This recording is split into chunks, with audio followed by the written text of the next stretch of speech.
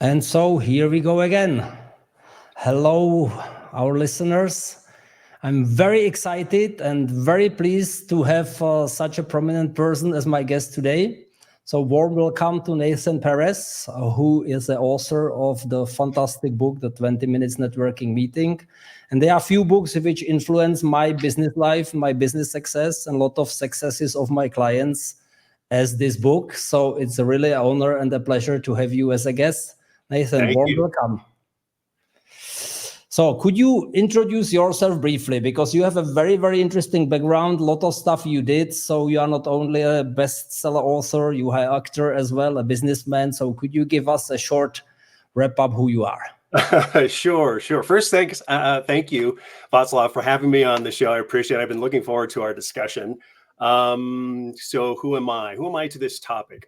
So I'm an executive career and job search coach. I'm a professional speaker. I speak on lots of different topics when it comes to career development, job search, but especially networking.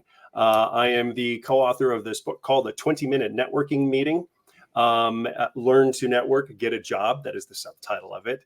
And let's see, what else might I tell you? I used to have, before I did what I do now, I actually had a 20-year career in the arts. You mentioned the arts and acting. As a professional actor and writer, it was mostly New York City and Hollywood. I was agent represented on both coasts. I had the opportunity to do film and television and radio and commercials, and I kind of got to do everything. And wouldn't you know, and you and I talked a little bit about this, just the way that the world works. The universe brought me in front of my co-author, and once the first book was written, it eventually turned into 4, and that became the career that I have now. So I've had a diverse professional background where I've had lots of jobs. When I was an artist, I had to have day jobs in order to support myself as an artist, and I had just short of 30 of them over the years in many different kinds of offices and corporate. So eventually, like I said, it all kind of just, the universe brought me and Marcia together. We wrote these books together, and my experience from back then, job search, career, and so forth, has brought me to here to be able to talk about it. Thank you very much for that. And I label myself as one of the great resellers of the book because I've suggested the book probably to thousands of people already now. So that's a good story. Before I will ask you a few questions, let's start with the topic. What is networking really? What is it? Yes, what is networking? We hear about it all the time, that it's supposed to be this, it's supposed to look like that, you're supposed to so forth and so on. So maybe, and I'm glad that we're starting with this right up front, maybe what I will talk about is what networking is not. Let's do it that way. The idea here is to maybe not, the idea is, I think, is to completely redefine what this networking thing is, to kind of get out of our mind all the intimidation and so forth. So what is networking not? Networking is not about, being slick and smooth. Hey, that networking kind of thing. It's not about dropping names. It's not about being salesy or anything like that. Really, all that networking is the obtainment or the exchange, which, if you think about it, are the same thing, the obtainment or the exchange of information. Mm-hmm. That's all you're really doing. Now, the difference between having a networking meeting where you get information and a networking meeting that you might find successful is what you do with that information. But otherwise, however you may look at networking, that's all it still comes down to in the end, is what you learn in that meeting from the people that you meet with. Does that make sense? Absolutely. That's a great definition. Thank you. Ah. Could you, for our, and one message for our listeners, you can ask Nathan questions. So simply use the functionality. I can display the question on the screen, and if we can, we will answer those. So if we probably have a lot of people online who didn't read the book. So could you provide a short overview of the 20 minutes networking meeting for our viewers who are not familiar with the book? Yeah. So the 20-minute networking meeting was written for job search and career development. And what it does, just like in a nutshell, is that it takes like a conventional hour-long or longer networking meeting and shrinks it down into 20 minutes. Time tends to be the deciding factor when it comes to accepting networking requests. So a model like this helps very much to honor the time of other people, your time and the people that you meet with. And it's very specifically, and you can find this probably on the cover of the book, what it allows you to do is it shows you how to create a networking agenda. It shows you how to create key questions in order to lead your discussion. It helps you learn how to expand your network with more people to meet with through the people you are already meeting with. And it shows you how to maintain all of this network pretty much through your career, or however long you'd want to. And by the way, this networking thing, we're talking about it in sort of a job search and career development context, but these same principles and these same things work for networking of any kind. Sales, business development, marketing, friendship, it's all the same because it's just a human activity. What has inspired you to write this book? So was it you? Was it your co-author? How did you came to the idea? That's one first question. And second, what do you hope readers gain out of it? Right. So a long time ago, going back to 2012, at the time, I was recruited by a firm in which my co-author, Marcia Ballinger, was a partner. And I had been in the entertainment industry, as I had mentioned. I had done a lot of writing manuscripts, telescripts, plays, and so forth. Marcia was aware of this, and she had some bucket list ideas for some books, and she threw some of them out. One of them was networking. And once I heard that, I jumped all over it, largely because being in the entertainment industry, it's, all about who you know. And this networking thing is an everyday activity all the time, everywhere you're going. And it was particularly exciting to me because as an idea, because Marcia was coming from an executive recruitment standpoint and networking in the corporate world. Between my college experience in theater arts, that's what I studied, and being told, you got to go out there and network, and then all the jobs that I had to support myself as an artist, I figured between me and Marcia, we could cover a whole spectrum of who needs to network, right? Which is actually all of us and all the time. So I jumped all over it. We got the first book out. It took about a year or so to write, I think. And then after that, I rewrote and reconstructed and kind of tried to adapt 3 other editions, one for graduates, one for veterans, and one for professionals, or anybody who's not those other things. I'm recommending mostly the executive because those are, I think, fits the best to my general clients. So, my own experience, when I read the book, I was saying, oh no, really? I have to do this to be successful. Oh no, I'm an outgoing extrovert in real life, but I'm a digitally shy. And I remember those days when I had to make a phone call with my uncle in South Africa. I've never seen him. And it was such a pain to talk someone. And I hated to talk to people I don't know on the phone as a kid. So for me, running the first meeting was really, I didn't look forward to it, to be honest. So as we know, networking can be highly intimidating and daunting for many people. So what are strategies which you recommend for people who are just to start? They are grinding their teeth. I have to do the first networking meeting. So what are your advice to do those meetings like more effective and less intimidating? It's a really great question. You know what? I'm an introvert myself. I had to do all this networking stuff as an actor. I was terrible about the whole thing. But it wasn't until much later, after so many meetings and so many years, that I realized, all you're doing is having discussions. That's all you're really doing. If you can keep this in mind, that you're asking questions and getting answers, and people are asking you questions in return and you're giving answers, that's all you're doing. That's the information exchange. And that's what you walk away with, right? But if you're really hoping to be intentional for job search or career development, well, then that's all you're doing is being intentional. So now you're just creating the questions that you want to specifically ask, but you're still, having a discussion. Now, I would say, technically, as far as the meeting is concerned, one thing that really helps is that try to keep in mind that your meetings can be short, right? 20 minutes, even less, they can be short. You don't have to sit there for an hour. If you really strip away everything that you talk about in an hour, you realize that you're really talking about just a few little things that matter to you. So you can cut out all that, the rest of the stuff, and just keep to that.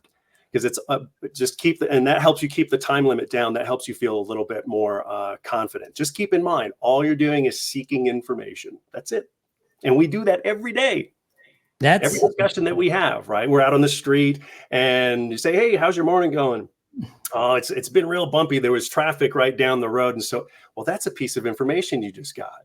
There's traffic going on down there, and maybe that changes your path. And you're not going to leave 5 minutes early because you know what's going on, but you got the information and you did something with it. However conscious that may be, that's up to you and how intentional. But we do it every day. I am summarizing all the time your book in one sentence. And this is like for me the most important take home message from the entire book. It's not about you. It's not about you. It's not about you needing a job. It's not about you needing to sell something. It's not about do the next career step, but it's all the time about the other person. And I love everything which is reversed engineer. And this was, I was doing the networking really in a similar way, but this book gave me structure and gave structure to a lot of other people because, you know, we have tools and most of the people are using the tools the wrong way. 90% of the people are using LinkedIn in the wrong way. 90% of people are approaching the people in the wrong way. So in your experience, what are the most common mistakes which people make when networking and how can we avoid them? This is my next question. I would say there's a few of them. There can be a handful of them, but here are the three biggest. I'll say them and I'll actually talk about them because they really are the most common and the biggest. Not having an agenda, taking too much time, which I just kind of touched on, and not doing your research. These are really the biggest one. Okay, so not having an agenda. The whole point to an agenda is that it's an organization to your discussion, right? It keeps you on track and it tells your contact what you might want to be talking about. And the thing is that people oftentimes come to meetings, networking meetings, not knowing what they want to discuss. You have to know what you're going to discuss with your contact because they're not going to know what to give you. So you got to have an agenda. Taking too much time. This is a really big one. Time tends to be the deciding factor when it comes to accepting networking requests. But if time isn't used well, people tend to feel burned. Right. And maybe anybody who's listening, you've been in this position where someone came to the meeting, really didn't know what they want to talk about, maybe asked this or that, but it just wasn't relevant. And then the time is gone just like that. And networking contacts, that can mean us too. When that happens, we end up not wanting to accept networking requests. But if a networking contact understands that you have an agenda, and you can absolutely mention agenda up front, whether it's in person or even over your email, these are the 2 or 3 things I'm hoping to cover. That helps. Because it gives an idea to your contact where this is going to go, right? How this meeting is going to go. And then the third one I said is research. I didn't cover research, right? You can't expect that, you can't believe that someone is going to be able to help you if you know nothing about them. So you have to go and do your research and understand not just about their experience, but even maybe their companies. You have to know who you're talking to. There's just no way to believe that someone's going to be able to help you when you don't know anything about them. So I would say those 3 things, especially that research part. I'm doing it in a way that I do like very, very quick search of the person. I'm a very quick reader, so it takes me like 2 minutes. About section, headline, former station of the career, and then what are the people posting about, because people disclose so many stuff about them. And if I'm really curious to see more, then I even Google the person, check the Twitter, Instagram, Facebook, whatever, because you find so many things around, and the commonalities which you do have with the person, that if you do your research right, you find almost something, all the time something where you have something in the person with common, and having discussion about commonalities is a great stuff. Every time. You say about stealing the time of the people. You know, sometimes my customers report back that they ask for a 15 minutes networking meeting and they've been talking for 1.5 hours with the person. And at the end, they had a feeling they know each other since the childhood. It's true. They can go on forever. And look, it's not that meetings can't go on for a really long time. Many of them do, especially when you have the intention of sitting down for 20 minutes. But the thought-provoking questions that you're asking beget other thought-provoking questions, and now there's more information exchange, right? And that's the whole purpose. I mean, if you're the one running the meeting, you do want to check in and make sure, hey, are we still good with 20 minutes? And yeah, this is great. That's wonderful, because if the whole point is the obtainment and the exchange of information, and your contact is also comfortable continuing the discussion, that's that much more information you get to walk away with. But if it's not terribly relevant, or your contact feels a little bit differently, or they're short on time, you just have to keep track of it. But they can go longer. They can. Which is great, and specifically if you go into the meeting with the classic Buddhistic approach, I don't expect anything out of it. I only meet a new human being, and that's all. Because what people forget, that is statistically and sociologically proven that in most of the cases is not the person you are talking to who does something for you, but it's a person. That person knows somebody, and then the person might recommend you to the person if you made a good impression on them. And this is something, because people think, okay. And one error, what most people are doing, what I see a lot, they immediately categorize people into the category helpful, not helpful. Right. But you never know with whom the non-helpful person is connected with. So this is one of the, what I would say, of the common mistakes, what I see, this categorization. So don't categorize. I'm making a stupid joke. You can find a new job in a tattoo studio. Because people are getting tattoos. Men in my age still buy a Harley Davidson, and they lying there, and the tattoo artist talks with them. They talk back because it's painful, takes a long time. Next guy comes up to you, and the person will connect them if they make a fit. It's all possible. So every human being could be a great connection and adding value in your life. Well, I think if you give other people the benefit of the doubt, people are always, most people by nature have a pretty good heart, and they're thinking about others.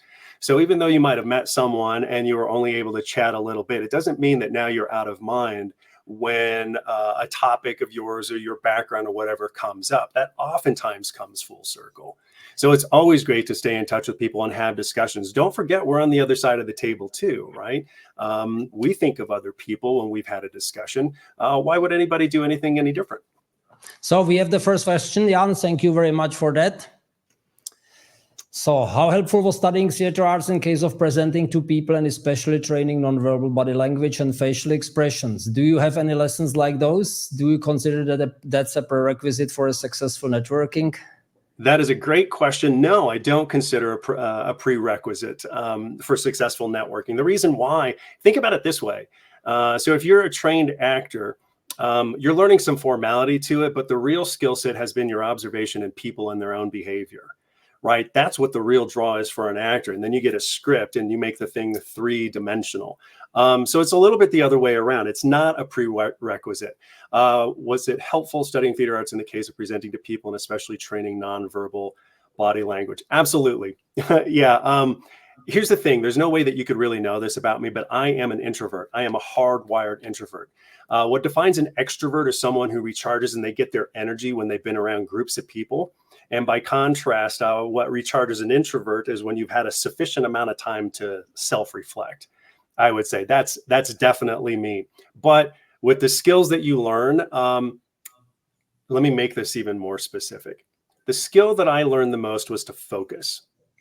I'm an introvert. If you're an introvert and you can get distracted by things that are going on around you, what you can learn as an actor or just by yourself is learning how to focus on what you're talking about and focus on the person that you are talking to. One of the fundamental skills that you learn as a professional actor is to listen. And I mean that literally, to listen. The inflection of the voice and the person talk to you dictates often how you're going to respond. When you do a play in particular, you're doing these night after night after night. And the idea is that each time an audience comes to see you, it sounds like you're having a discussion for the first time because you're listening. So when it comes to like presenting and the nonverbal body language, that's me reading the room a little bit and what I've got to do. But for the most part, I am focused on what I am saying and who I am talking to. I usually don't talk to a whole group like it's a whole group.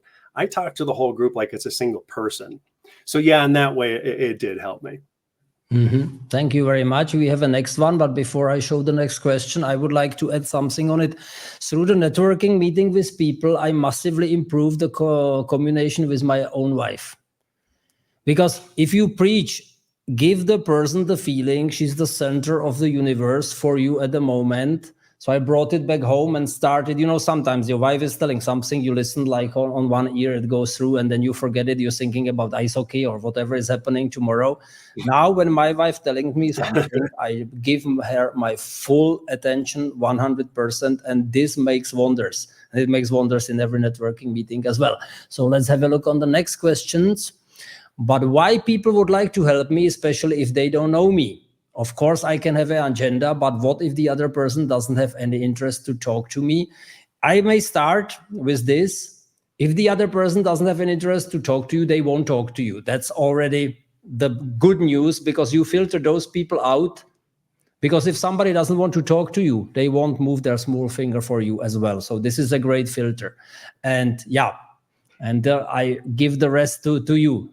Yeah, I'm actually going to build on that. If someone doesn't really want to just talk to you, that's all there is. But what can change that is if in your note to them, when you reach out to them, you mentioned very specific things that they have an interest in or may be interested in talking to you about, right? So if we're talking about marketing, if you're interested in about marketing operations, for instance, and you think that this person may not answer you, but you write a short note, right? Just real short. And it says, I've observed that you've had experience in this, this, and this. Would you be open to a 20-minute discussion that I might ask you this, this, and this? Well, now that person is able to see what exactly it is that you want, if it's stuff that they can actually talk to, right? And you've written a very short note. And so now it's maybe a 50-50. And it's not an absolute no. But the truth of the matter is there are some folks out there who, and you got to keep in mind, try to put yourself in other people's positions.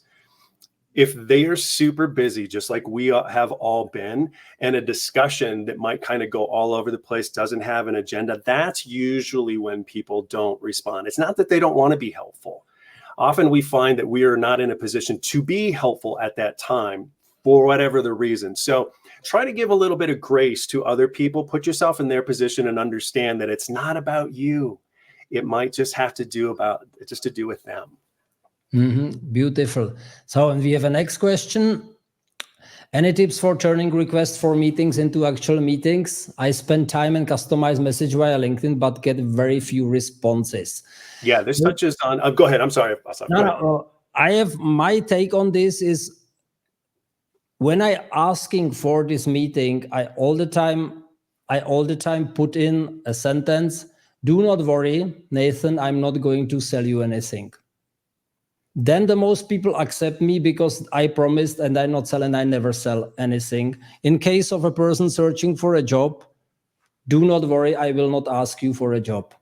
Because the moment people have a suspicion, you might ask, some people won't talk to you. If you clearly no, I'm not asking for a job. And sometimes people ask you then. And then you say, yeah, maybe. So that, yeah, now up to you.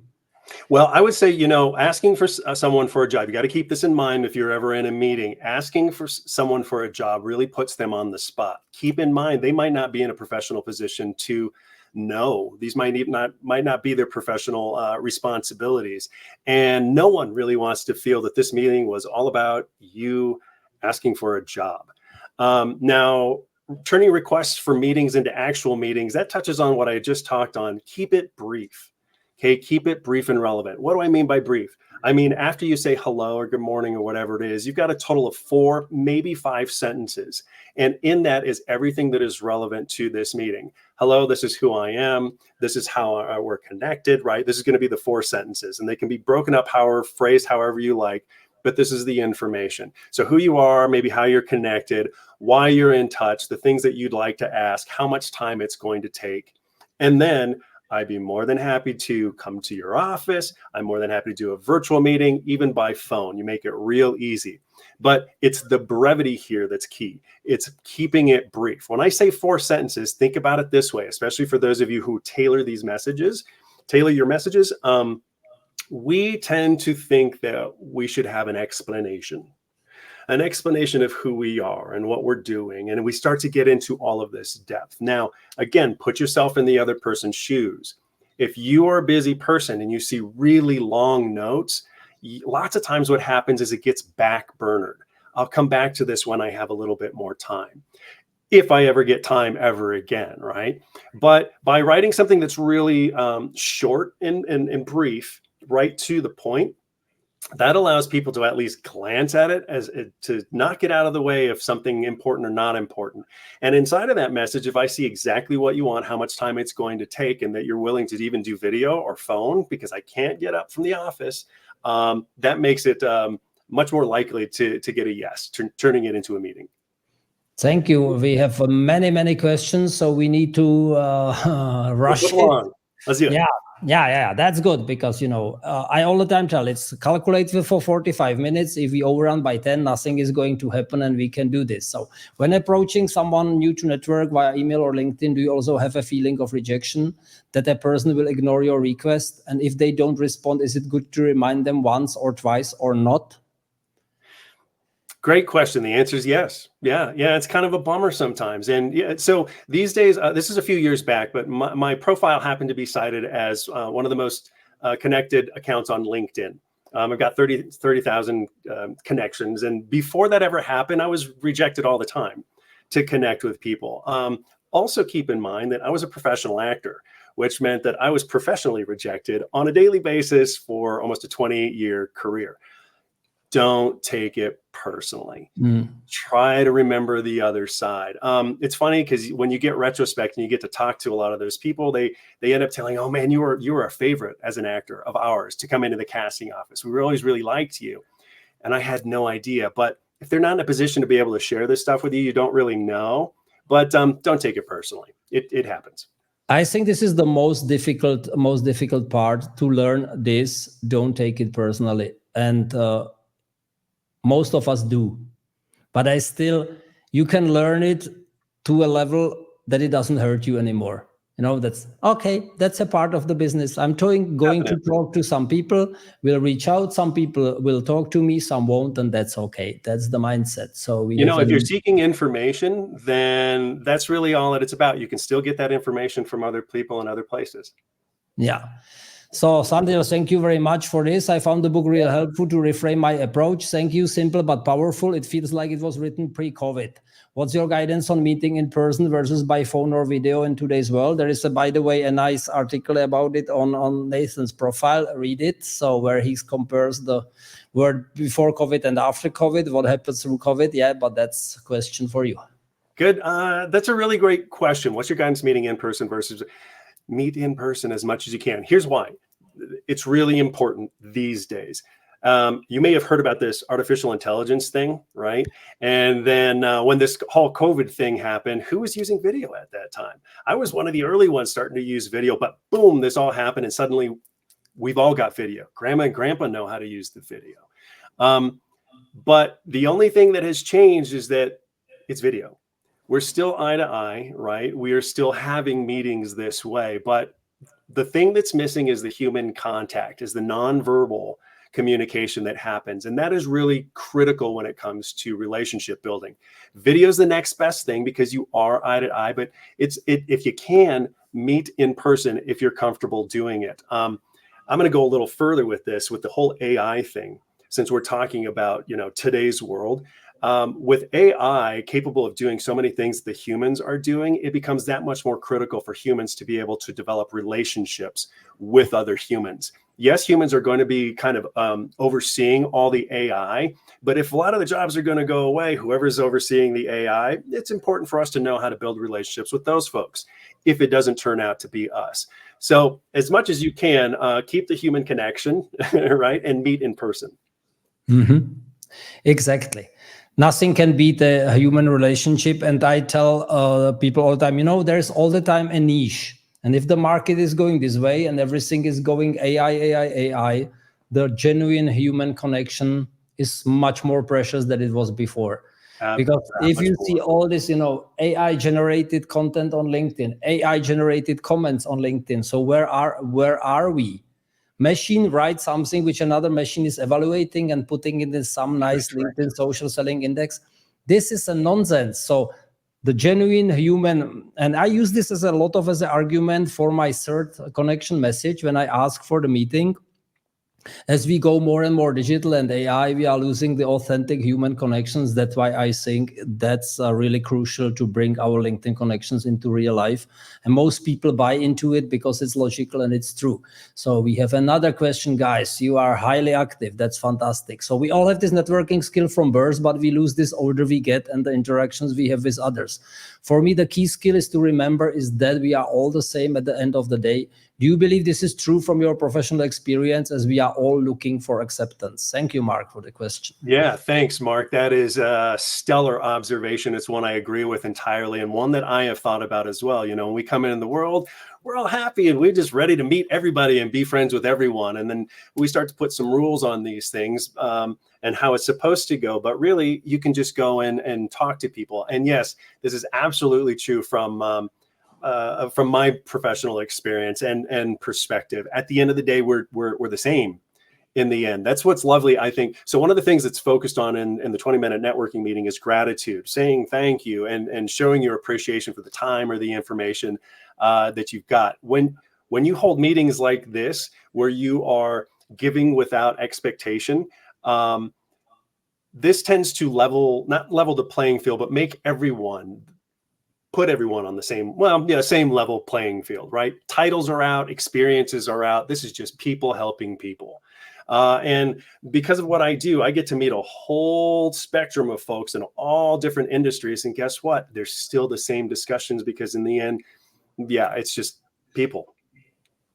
Exactly. Sandil, thank you very much for providing the information. So who would like to go in the depths, visit Nathan's profile and read? There are a lot of useful information there. Okay, and then we have another question. Alan, thank you again. So shall we remind people who ignore requests? Is it different if we already met versus they are completely new contact? Shall remind people who ignore requests. Okay, so first what I would say is you can send the first note, maybe wait a couple of days, and then you can follow up. And my suggestion is when you follow up, that you include the original message with it. So if it's further down in an email or even on LinkedIn, hello again, just following up on the below. Why would you do that? Because it's a reminder that it's the second one and that it's there. If you don't hear back after that, there are balloons. I just saw balloons. Yeah, I can do this. I think if I send fireworks, and Apple does this by on its own somehow. Mystical. That's what it was. So you can, where did I just leave off? Ignore the request. If it's a second time, after the second time, maybe leave it alone. If you view that contact as particularly important, you can wait for further down the road for like the third time, but just leave it alone and you can move on. Mm-hmm. Mm-hmm. Wait a minute. Is it different if we already met versus if they're completely new contact? No, I'd say it's still the same. It's just that it happens that the person that you've already met is probably more than likely to still respond as opposed to. And again, don't take it personally because people sometimes missing messages. Even I, who is like, have this eye on LinkedIn all the time, even if I have message nudges, I missed some messages on LinkedIn because they are a lot. So don't take it personally as well. Depends on how strong is your desire to talk to the person. But I wouldn't definitely not annoy people, poking them constantly, because this is then annoying. So if somebody doesn't talk, simply let them go. There are other people who are going to talk to you. Yep. I would say the same thing. I miss messages, and I'll tell you something that happens from my perspective. Sometimes I'll actually see and read the message. I am just not prepared. Like if I'm asked a question, it's going to take me a second to write it down. I'm not prepared to do it in that moment, and I will try to come back to it. I usually do, but sometimes that happens. I know this isn't just me. This happens with other people. I don't know the answer yet. I will come back to it later, and people forget. So again, don't take it personally, but this is why you do follow up. So let's assume we have the networking meeting, everything went well, and now with the next phase, it's not over with that. So there is the famous follow-up, call it polite persistence or whatever we would like to call it. So we basically need to maintain the relationship over time. So what are your tips for nurturing and sustaining those connections? Well, let's just say, first of all, once you're done with your meeting, you want to try and follow up, within about 24 hours. You can wait maybe about 72 hours. We mentioned this in the book, but you can risk your contacts feeling like an afterthought. And it's really important to remember that they said yes to your request in the first place because they wanted to help you, right? Now, So you follow up within 24, maybe 72 hours, but over the course of time, how do you keep your network alive? All you got to do is be in touch about once a quarter. Yeah. Just once a quarter, unless something has popped up, like you've met people in common, the world shrinks a little bit because you've learned that there's overlap with someone else. If you've gotten a new degree, a certification, things that are like that you need people to know, you can be in touch. But every quarter is just about is really enough. Now, what do you stay in touch with? This is a question that I'm asked a lot, and it's really important. You want to stay relevant to what you discussed. What did you discuss? Refer to your notes, because of course, every networking meeting, that's what you're doing, is gaining information, right? You're taking notes. So you just back reference your notes and you can be in touch that way. Or if there's been a specific article that was relevant, specifically relevant to what you had in discussion, you can be in touch that way as well. Mm-hmm. I kind of, can I take this? I'm sorry, Václav, go ahead. No, go ahead. I also kind of look at keeping my networking alive a little bit like friendship, a lot like friendship. I've had plenty of long discussions with people, and through those discussions, there are many things that come up. And so when I read an article or something else happens, whatever, and it makes me think of that person, I send a note over, or I send the link over and say, hey, remember that discussion we had about X, Y, and Z? Take a look at this. So a little bit like friendship too. Exactly. You either keep notes or you have a brain which can keep all the information. And I know I was discussing with Nathan this and this stuff, and he pops up on LinkedIn, or I see a new post or something like that, which might be interesting for the person. My brain is keeping like 100 people, and I can still think what we've been talking about and sending them stuff. This is very, very useful. So this kind of, and if nothing comes back, let it go. Let it go. Yeah, if the other person doesn't react, that's all okay. Yeah. Any other question from the audience? We've been highly active today. I have a few other prepared questions, so if nothing there. So how do you, what are from your perspective, because there are a lot of myths around networking. So what would be like, what is your most popular myth about networking? What have people in their heads? So what? Oh boy. There's a number of them. People will get me a job. I don't need to network. People will get me a job. If other people are out there trying to get a job, they're not going to be looking for a job for you. That's one. Winging the meeting. I won't worry about what to discuss. I'll know what to discuss when we get there. The thing is about something like that, discussions go left and right. And if you're not prepared to get it back on track, you may feel okay with it, but maybe not your contact. Mm-hmm. What's another one? What's a myth that you've heard, Václav? Yeah, that networking is just schmoozing, this one. Schmoozing, yes. Yeah. Well, look, I came from the entertainment industry, and there's plenty of that, just schmoozing.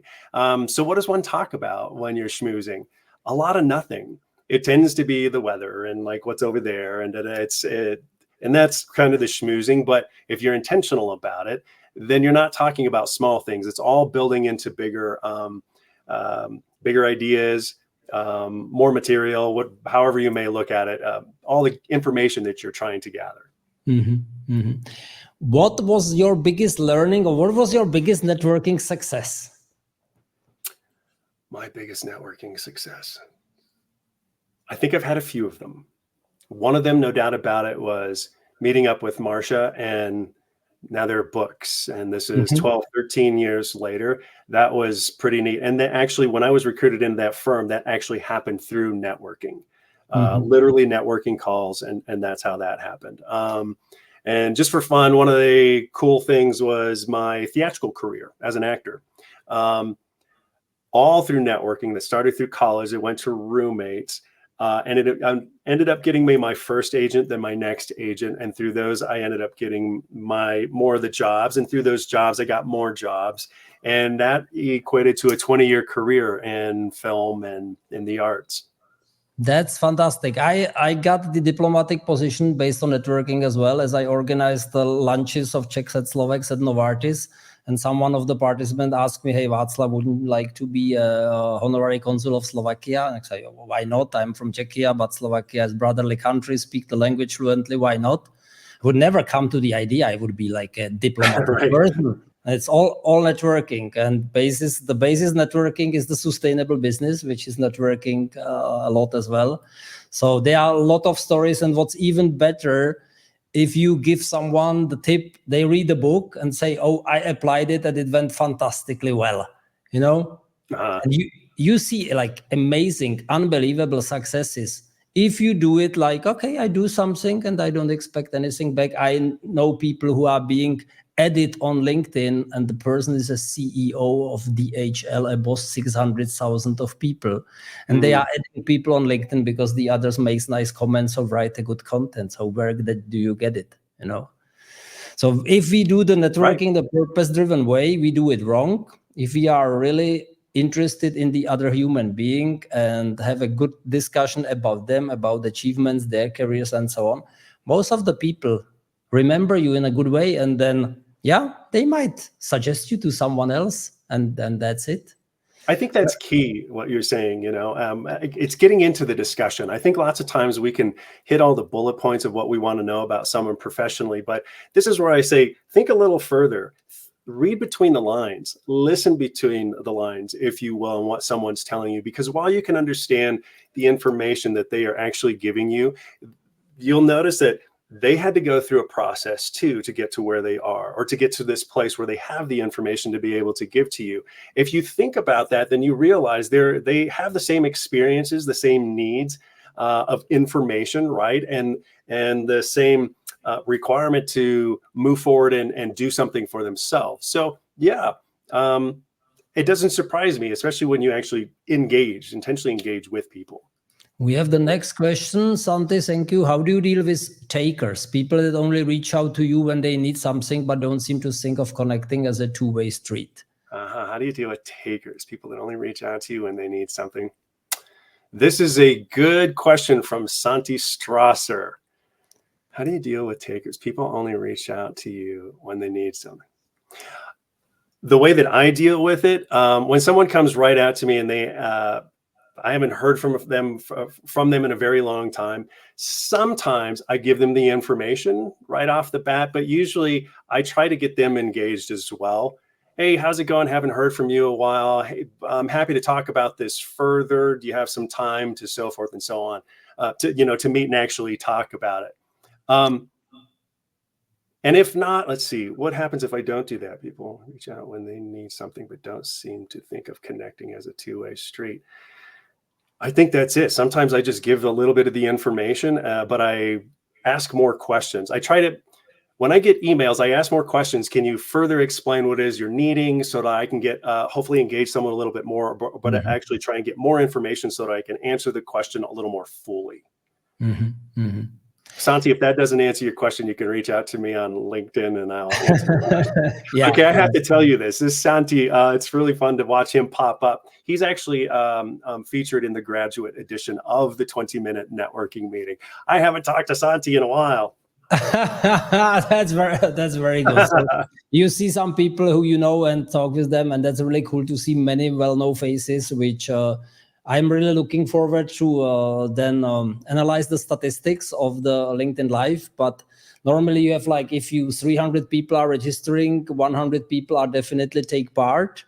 But funny enough, hundreds of people more watch it than offline, which is very, very interesting. So it's really cool to be live with someone, but a lot of people will watch it offline. And it's nice that it stays there. So if you like our conversation, you can then send the recording to your peers who might enjoy this conversation as well. So we are running mostly out of time. So we have 2 minutes to go. Some closing words from your side, Nathan. Yeah, sure. I said this earlier. I've said this a couple of times in this discussion. Just try to keep this one thing in mind, right? Networking is just about the obtainment of that information. And if you really think about it that way, all you're having is discussions. So every moment of every single day where you're out there talking and exchanging even hellos with people, you're actually kind of networking. If you ask questions a little bit further, you're just digging a little further into the information that you want to know. What you end up doing with that information, that's what's going to be key to your overall intentional, successful networking. But otherwise, all you're doing is talking, guys. That's all this networking thing is. I think that's a great closing statement. I thank you very, very much for being my guest, Nathan. It was really a pleasure. I hope your book will enlighten more people to listen carefully, to behave carefully, to be interested in other people, to run on networking meetings, which will help them with their careers, maybe help them with the sales, which will enrich the human life, because at the end, it's all about human connection, you know. And who thinks, who will remember your vanity metrics, how many likes you got on LinkedIn? At the end, people remember you and remember you talking to them and listen to them. And the human part is very, very important. So thank you so much. That was really great having you.